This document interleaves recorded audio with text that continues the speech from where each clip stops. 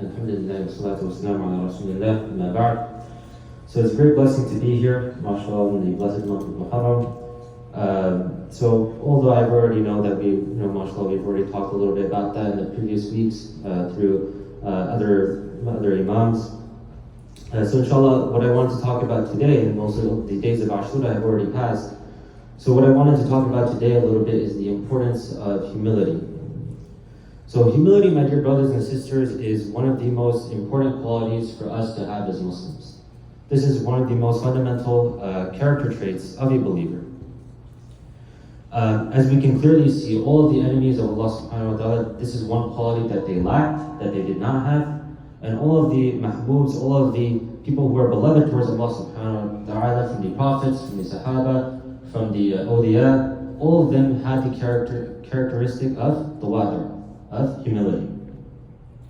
As Allah subhanahu wa ta'ala tells us in the Quran in Surah Luqman, وَلَا تُسَعِّرْ خَدَّكَ لِلنَّاسِ وَلَا تَمْشِي فِي الْأَرْضِ مَرَحًا إِنَّ اللَّهَ لَا يُحِبُّ كُلَّ مُخْتَالٍ فَخُورٍ. Do not turn your nose up towards the people. Right? Do not turn your nose up, meaning do not walk pridefully and try to show yourself to be better than other people. وَلَا تَمْشِي فِي الْأَرْضِ مَرَحًا. And do not walk in the earth pridefully. Indeed, Allah does not love every arrogant and boastful person. Right, so there's so much clear indication in the Quran and in the Sunnah of the importance of having humility and staying away from the characteristic of arrogance. Right, so Allah subhanahu wa ta'ala clearly tells us in the Quran that we must be careful of arrogance and that we must embrace humility. And a hadith as narrated from Riyad bin Imam radiallahu anhu, he mentions that قال Rasulullah sallallahu alayhi wa sallam, إِنَّ اللَّهَ أَوْحَى إِلَيَّ أَن تَوَاضَعُوا حَتَّى لَا يَفْخُرُ أَحَدٌ عَلَى أَحَدٍ. He says that the Prophet ﷺ said, indeed it has been revealed to me that you should be humble to the extent that one should not boast upon the other, وَلَا يَغْلِي أَحَدٌ عَلَى أَحَدٍ, and one should not transgress upon the other. Even the greatest creation of Allah subhanahu wa ta'ala, the Prophet ﷺ himself, was the exemplar of humility and humbleness. Right? The one who, if anything, has the right to not be humble more than anybody else in creation. Right? But the Prophet ﷺ himself was the most humble of all creation. However, people like Shaitan, people like Qarun, people like Fir'aun, people like Abu Jahl, if anything, one of the main reasons for why they became the enemies of Allah subhanahu wa ta'ala was because they had takabur, because they had arrogance. And we can clearly see this. For example, for Shaitan, what did he say when Adam alayhi salatu wasalam was created? And when Adam alayhi salam was created and Allah subhanahu wa ta'ala had told Shaitan, had told Iblis that you must prostrate towards my creation, towards Adam alayhi salam, what did Iblis do? He said, no, I'm not prostrating to him. He rejected and he became prideful and he became from amongst the disbelievers. What did he say? What was his response? He said, that you have created me from fire and you created him from mud, or from dirt. Why should I prostrate towards him? Right? The character of fire is higher than that of mud or dirt. Right? So if anything, why should I be prostrating towards this being? So because of his pride, because of that, he became one of the most cursed people. He became one of the most cursed of creation. Another example that we can look at is the person Fir'aun, right? Another enemy of Allah subhanahu wa ta'ala. What did he used to say towards his people? He used to say, أَنَا رَبُّكُمُ الْأَعْلَى, that I am your highest Lord. So it's mentioned in Ibn Kathir that one of the things that he used to do is that he used to have smaller idols. And he used to say that I'm the biggest of your gods. These are your gods, but I'm the highest of them. Right? And even after so much examples, for him that was shown, even his own magicians who became Muslim, who repented after seeing the stick of Musa alayhi salam swallow up all their snakes. Right? After the stick of Musa alayhi salam was thrown, it became a giant snake, and what did it do? It swallowed up all their other magic sticks. So what they said? They said this is not the work of a magician. Right? They said clear that this cannot be the work of a magician. So all of them in front of Fir'aun, they repented, but Fir'aun said, how could you do something like this? Right? And he had them all executed. So what was his end result? His end result was that in the end he wanted to, right before he was about to die, he wanted to repent, but it was too late by then. Another example is Qarun. Qarun is mentioned in the Quran, إِنَّ قَارُونَ كَانَ مِنْ قَوْمِ مُوسَى. Qarun was from the nation of Musa, فَبَغَى عَلَيْهِمْ. So he transgressed upon them. وآتيناه من الكنوز ما إن مفاتحه لتنوء بالعصبة أولي القوة. That Qarun, he was from amongst the nation of Musa, So he transgressed upon the nation of Musa. And Qarun was such a rich person, he had such treasures, that it's mentioned by Allah subhanahu wa ta'ala as saying that indeed its keys would weigh down a group of strong men. Forget the treasures would weigh down a group of strong men. Just the keys to his treasure would weigh down a group of strong men. إِذْ قَالَ لَهُ قَوْمُهُ لَا تَفْرَحْ إِنَّ اللَّهَ لَا يُحِبُّ الْفَرِحِينَ. But his nation had told him that do not gloat, do not be prideful. Indeed, Allah does not love those who are prideful. Even Abu Jahl. Right? Abu Jahl was, his name literally translates to the father of ignorance. Right? Even him, during his last moments, even when he was about to be killed, again, he did not repent. Again, he was saying that, no, Muhammad is now my hatred towards him has doubled. Right? So even in the end, his arrogance had become higher. So because of this, because of just this quality of arrogance and not accepting humility, not submitting themselves towards Allah, they became the biggest enemies of Islam. And instead, the people who submitted themselves towards the will of Allah subhanahu wa ta'ala, they became the biggest friends of Allah. Islam in itself, my dear brothers, a lot of people translate Islam as peace, that's the word salam, but the word Islam means to submit yourself, right? So for example, Shaitan has iman, he has belief in Allah, but he does not have Islam, he does not have submission towards Allah subhanahu wa ta'ala. He did not submit his will towards Allah, right? So in order to submit yourself, you need humility, right? You need to have humbleness. So let's look at an example of the Prophet ﷺ's humility. So it's narrated from Abu Rufaa Tamim bin Usayd, and he mentions that قال انتهيت إلى رسول الله صلى الله عليه وسلم وهو يخطب فقلت يا رسول الله رجل غريب جاء يسأل عن دينه لا يدري ما دينه. So he mentions that I went to the Prophet ﷺ while he was giving a khutbah, while he was giving a speech, and I mentioned, Ya Rasulullah, O Messenger of Allah, a stranger, meaning he was talking about himself, has come and he is asking you about his religion, and he doesn't know much about his religion. So the Prophet ﷺ فأقبل عليه رسول الله صلى الله عليه وسلم وترك خطبته حتى انتهى إليه. So the Prophet ﷺ, he interrupted his own khutbah, he stopped his own khutbah, and he turned towards me, and after this فأتى بكرسي, and he was brought a chair فقعد عليه. So he was brought a chair and he sat on his chair, he turned towards me and he started explaining to me, but he interrupted his own khutbah and he turned towards this person and he gave his own time towards him. Imagine if you're in a high position, right, and someone interrupts you while you're giving a speech, then it's very easy for you to say, hey, why are you, can't you see I'm doing something? But instead, well, how was the character of the Prophet ﷺ when he saw this person interrupting his speech and asking for basic guidance about Islam? He stopped his own speech, he sat on a chair and he faced him and he started giving him advice about his religion. وَجَعَلَ يُعَلِّمُنِي مِمَّا عَلَّمَهُ اللَّهُ. And he started teaching me from what Allah has taught him. ثُمَّ أَتَى خُطْبَتَهُ فَأَتَمَ آخَرَهَا. So then he came back to his khutbah and he finished his speech.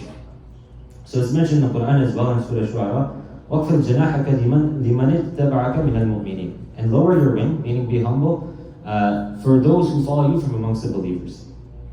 So this is the example that we're supposed to follow. We're supposed to follow in the example of the Prophet ﷺ. Unfortunately, many people who start to become a little bit religious, or perhaps maybe they already had a religious upbringing. Unfortunately, what can happen sometimes is that when they see someone who is not as religious as them, they become condescending towards them, right? They make them feel as though this person is not as good as me, this person is lower than me, right? And this is, my dear brothers and sisters, we have to be very careful about this. Right? We have to keep in mind, Shaitan, he knows more than we do. Right? Shaitan, he was one of the biggest abids. He had worshipped Allah subhanahu wa ta'ala so much. He has so much knowledge about Islam, but why did he become, why was he accursed? Because of the quality of the government. So we must also be very careful that just because someone is not at the same place that we are, at least outwardly, then that does not mean that we should be condescending towards them and make them feel lowly and make them feel like they're not as good as we are. And you can see this sometimes a brother, they're starting to get on the right track, they're reading a few books, they're reading a few articles, they're watching a few YouTube videos, so they start to do very well, and that's a good thing. But that does not mean that they should make other people feel lower than them. Right? So this is something which is very important. So, and especially if you were like that at one point as well, right? So you should have some empathy and think that, oh, I was like this one time as well, so I should be helping this person.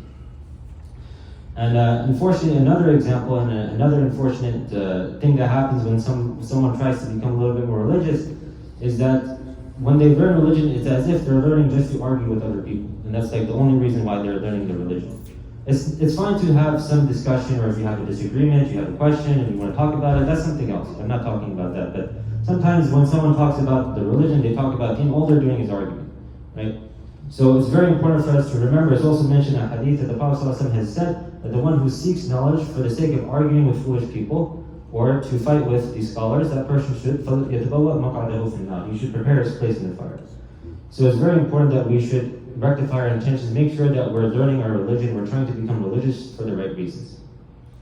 Also, it's also mentioned in the Quran, فَلَا تَزَكُوا أَنفُسَكُمْ هُوَ أَعْلَمُ بِمَنِ اتَّقَى, that do not purify yourselves, do not make yourself as pure, right? Because indeed Allah, He is more knowledgeable of who is God conscious.